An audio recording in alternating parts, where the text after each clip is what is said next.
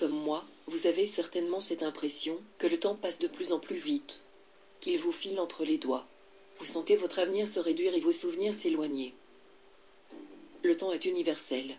C'est un sujet qui concerne tout le monde, quel que soit son sexe, sa classe ou sa culture. Nul échappe à cette course contre le temps. J'aimerais vous parler de la résonance de Schumann, une théorie déconcertante qui pourrait expliquer, selon certains, ce phénomène.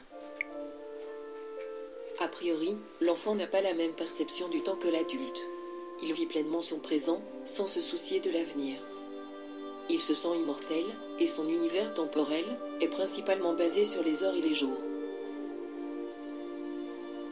A contrario, l'adulte subit des contraintes horaires et un emploi du temps chargé. Il peine à réaliser ses rêves, et angoisse à l'idée de ne pas en être capable, car il sait que la vie n'est pas éternelle. Nouvel An, Pâques, vacances d'été, anniversaire, Noël, tout s'enchaîne à une vitesse folle. Néanmoins, je m'aperçois en écoutant les plus jeunes, qu'aujourd'hui tout comme les adultes, ils connaissent une accélération du temps. Quelle est cette raison? La résonance de Schumann est-elle une théorie crédible? En 1957, le professeur Schumann, un physicien allemand, découvre un phénomène atmosphérique naturel et permanent, se situant dans une cavité formée entre la surface du globe terrestre et la couche de l'ionosphère.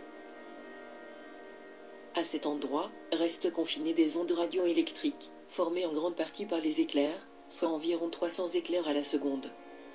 Ces ondes, aujourd'hui connues sous le nom d'ondes de Schumann ou résonance de Schumann, se propagent autour de la Terre. Schumann calcula les fréquences de cette résonance à 7,83 Hz. Chose troublante, les ondes cérébrales de l'être humain vibrent à cette même fréquence. Les scientifiques ont identifié 4 types d'ondes cérébrales, notamment le rythme alpha et le rythme θ, qui associés ensemble, permettraient la profonde méditation.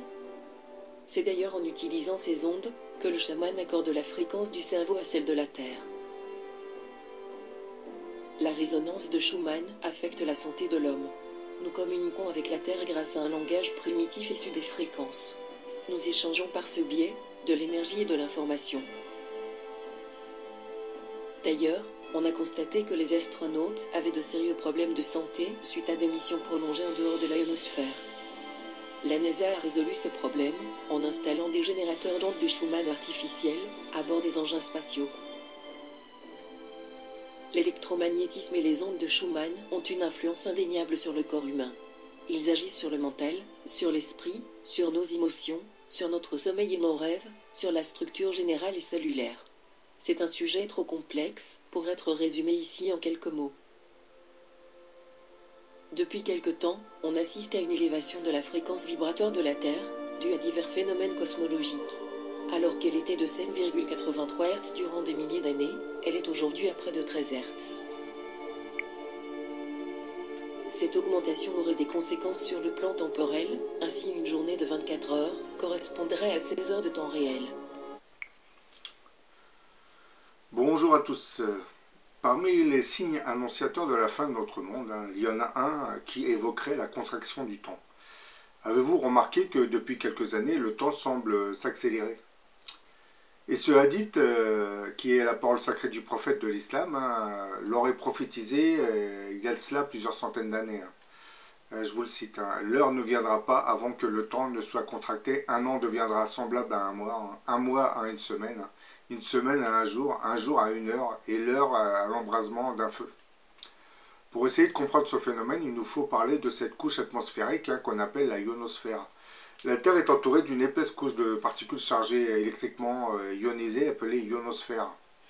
Voilà, vous la voyez, la ionosphère, elle est là. Cette couche d'air ionisé s'étendrait sur une épaisseur qui va de 80 km à 600, jusqu'à 640 km. C'est en quelque sorte le bouclier qui protège la Terre contre les vents solaires et les rayons cosmiques et réfléchirait entre autres les ondes radio. L'ionosphère est une couche épaisse fortement chargée qui forme avec la Terre un véritable condensateur. Ainsi, la Terre est chargée négativement et l'ionosphère positivement, ce qui crée entre les deux une différence de potentiel. Donc la Terre, c'est là, elle est chargée, comme je viens de le dire, négativement, et la ionosphère, elle est chargée positivement. Entre les deux, ça crée une différence de potentiel. Ainsi, on peut comparer la Terre à un grand conducteur sphérique et l'ionosphère à un plus grand conducteur encore. Les deux réunis constitueraient les plaques parallèles d'un condensateur sphérique d'une capacité de 1500 microfarads pour la cavité totale Terre-ionosphère. Bon, c'est à ce niveau, vous voyez la cavité Terre-ionosphère. Donc avec la Terre, avec la ionosphère, ça formerait une sorte de plaque parallèle, comme celle d'un conducteur sphérique. En 1957, Schumann calcula la fréquence de résonance Terre-ionosphère et remarqua que l'onde de résonance permanente vibrait sur une fréquence de 7,83 Hz. C'est un chiffre qui sera confirmé plus tard par un autre chercheur, Koenig. Cette onde, coincée dans la cavité d'air comprise entre la surface du sol et l'ionosphère, se répercute sans fin à la même fréquence de 7,83, car constamment réactivée. Bon, c'est l'onde qui se trouve à ce niveau, comme vous le voyez, on vous le dit, la résonance de Schumann. Et à partir de 1900... C'est-à-dire, je tiens à préciser que la résonance de Schumann est considérée par les géophysiciens comme le battement de cœur de la planète. Oui.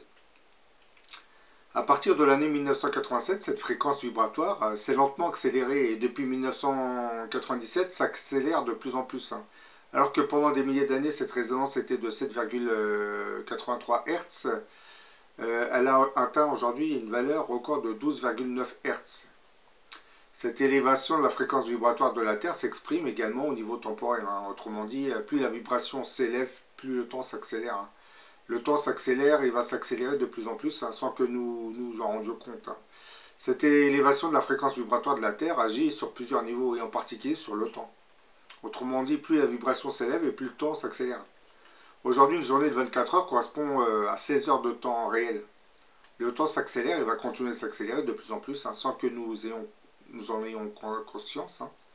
Certaines personnes toutefois sentent que tout va de plus en plus vite. Elles ont la nette impression que les journées sont beaucoup plus courtes. Lorsque le moment sera venu, nous atteindrons le point zéro où 24 heures d'une journée correspondront à 0 heure de temps réel. Les anciens rishis indiens disaient que 7,83 Hz était la fréquence du rythme de pulsation naturelle de la Terre-mère, connue sous le nom de résonance de Schumann. Pendant de nombreuses années, cette fréquence de résonance avait oscillé de manière stable à 7,83 Hz, avec seulement de légères variations. Et en juin 2014, ça aurait apparemment changé. Des moniteurs du système d'observation spatiale de la Russie auraient dénoté une hausse soudaine de l'activité à environ 8,5 Hz. Depuis, on aurait noté des journées où la résonance de Schumann accélérait jusqu'à 16,5 Hz.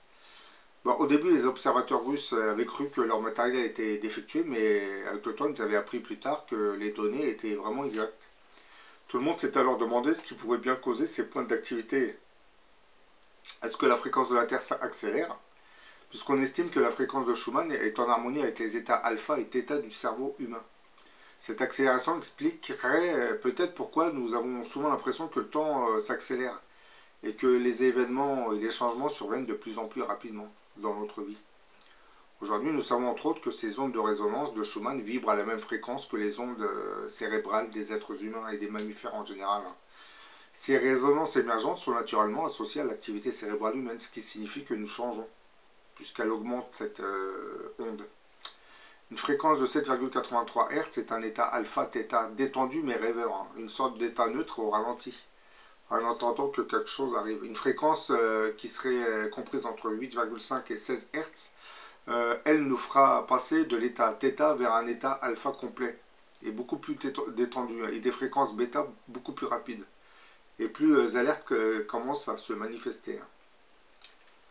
Dans le domaine de la neuropsychologie, la plage qui se trouve entre 12 et 15 Hz est appelée fréquence du rythme sensorimoteur, dit RSM. C'est l'état idéal de calme éveillé. Nos processus cognitifs sont plus clairs et plus précis, mais nous sommes toujours en harmonie ou conscients. En d'autres termes, Pour ceux qui ne comprennent pas ce que je suis en train de dire, la Terre-mère est en train de changer sa fréquence vibratoire, et peut-être en est-il de même pour nous. Il s'agit peut-être d'un des nombreux signes que nous nous éveillons progressivement. Et nous abordons peut-être une autre sphère de notre existence, c'est-à-dire nous entrerions probablement dans une dimension, une nouvelle dimension du réveil humain. Rappelons tout de même que la résonance de Schumann vibre à la même fréquence que les ondes cérébrales des êtres humains, soit 7,83 Hz ou cycles par seconde. Oui, ça je tiens à préciser quand même, puisque maintenant vous savez que cette fréquence de la résonance de Schumann est en train d'augmenter, donc logiquement ça va nous affecter indirectement. C'est la fréquence de résonance de l'hypothalamus et l'unique fréquence commune à tous les mammifères. Alors que le rythme alpha peut varier d'une personne à une autre, entre 9 et 11 Hz, la fréquence de 7,83 Hz est commune et absolument à tous. C'est une constante biologique sans laquelle la vie humaine serait impossible, c'est-à-dire, j'allais dire, son importance quand même. Par exemple, comme ça a été dit dans le petit extrait, on avait remarqué que lorsque les astronautes rentraient de leur mission spatiale, ils avaient tous de sérieux problèmes de santé. En effet, lorsqu'ils volaient en dehors de cette zone de l'ionosphère, il leur manquait cette fréquence vitale de 7,83 Hz. Et pour résoudre ce problème majeur, la NASA installera à bord des vaisseaux de l'espace des générateurs d'ondes de Schumann artificiels. La NASA a sur ce sujet multiplié les études et prouvé que si l'on enferme quelqu'un dans un bunker totalement isolé, magnétiquement, de graves problèmes de santé surviennent et rapidement accompagnés de rythmes cardiaques complètement anarchiques. Dès que l'on émet des pulsations de 7,83 Hz à l'intérieur, immédiatement les conditions se stabilisent. Donc là, voilà, je vous ai fait cette vidéo pour vous parler de ce fameux hadith qui disait « L'heure ne viendra pas avant que le temps ne soit contracté.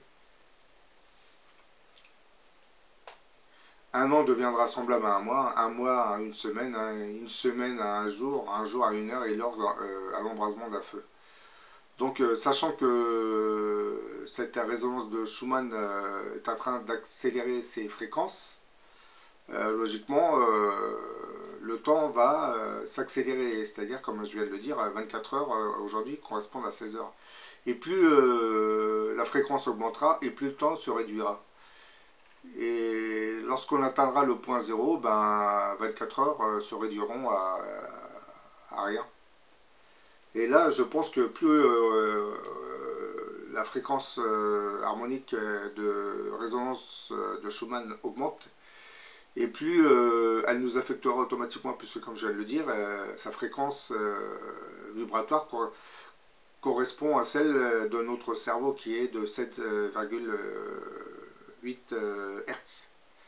Logiquement, lorsqu'elle augmente, puisque là on a déjà dépassé les 16 Hz de fréquence vibratoire, ce qui logiquement va affecter les humains. Probablement que ça va nous éveiller et on va accélérer notre,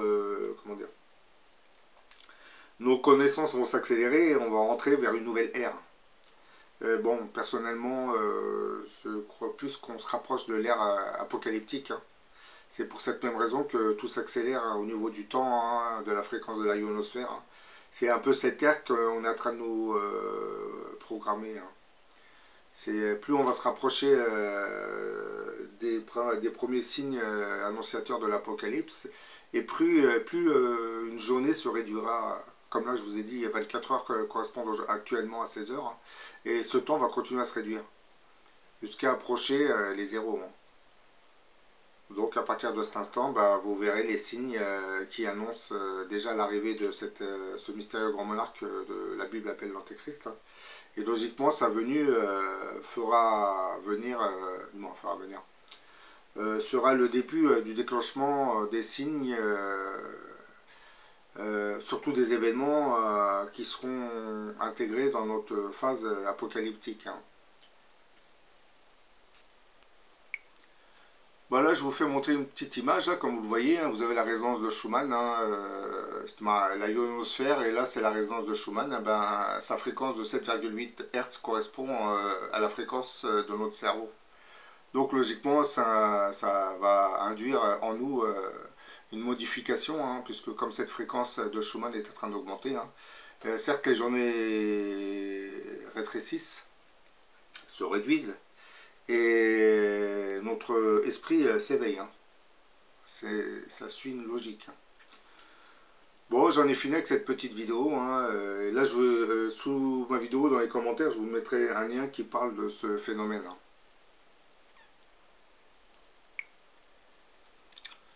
Je vous dis à la prochaine pour une autre vidéo.